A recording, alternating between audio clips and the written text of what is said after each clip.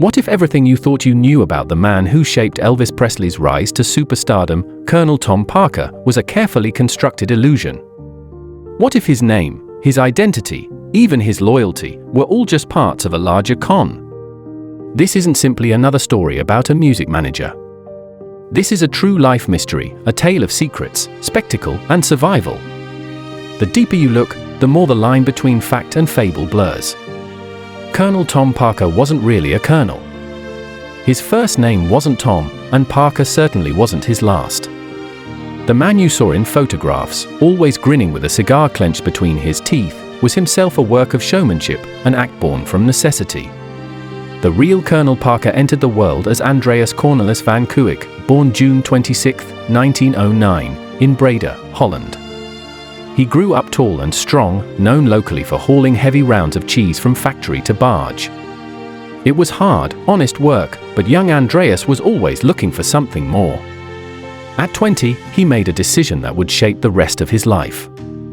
He stowed away on a ship bound for America and slipped into the country as an illegal immigrant. Right away, he took steps to erase his Dutch identity.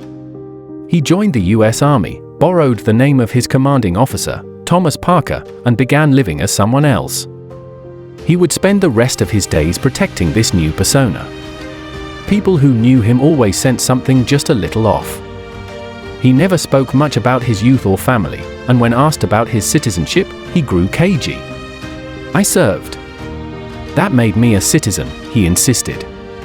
But the truth was, he never became a citizen. He lived his entire American life as a man with something to hide. After leaving the army in 1932, Parker found his true education not in a classroom, but under the bright lights of the Johnny J. Jones Exposition, a traveling carnival. He wasn't just a barker. He ran games, handled logistics, and became the unofficial PR man for every troop he joined. He learned how to spot a sucker, how to build hype, and, most importantly, how to sell an illusion. His carnival days gave birth to the stories that would become legend. There's the infamous canary scam, ordinary sparrows spray-painted yellow and sold as exotic finches. And the dancing chickens, who performed by hopping across a hot plate for food, to the crowd's delight and the chicken's misery. Parker was no villain in his own mind. To him, it was all show business. Give the people a spectacle, and they'll pay. But this was only the beginning. In Florida, as the carnival moved from town to town, Parker met Marie Marthe Ross, who would become his wife and the anchor to his offstage life. Yet rumors swirled wherever he went, especially about his involvement with Hadacol, a so-called miracle medicine that was really just booze in a bottle. He always denied it, but the rumors stuck, another layer to his myth. By the 1940s, the carnival barker had reinvented himself as an artist manager. He started with Gene Austin and Eddie Arnold, country stars on the rise. Parker's canny instinct for reading crowds, generating buzz, and negotiating deals translated perfectly to the new world of entertainment. He demanded, and got, an honorary colonel title from the governor of Louisiana, then insisted everyone use it.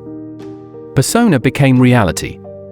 But his real test came in 1955, the year a young singer from Tupelo, Mississippi, came to his attention.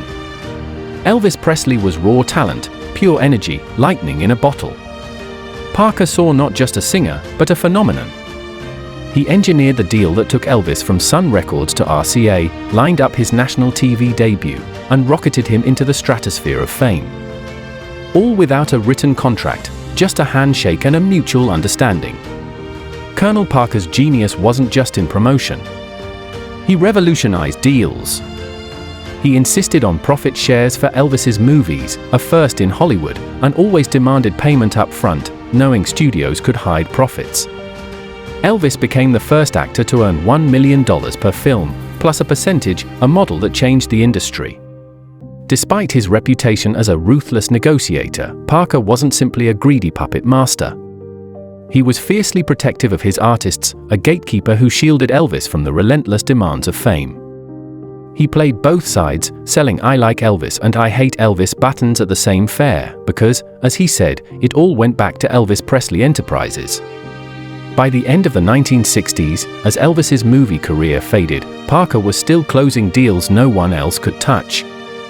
He was enigmatic, cold to some, warm to those he trusted, and always thinking one step ahead.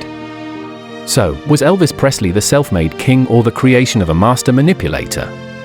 The answer lies somewhere in the shadows Colonel Parker left behind, a man who made his own rules, and whose greatest illusion may be that we ever truly knew him at all.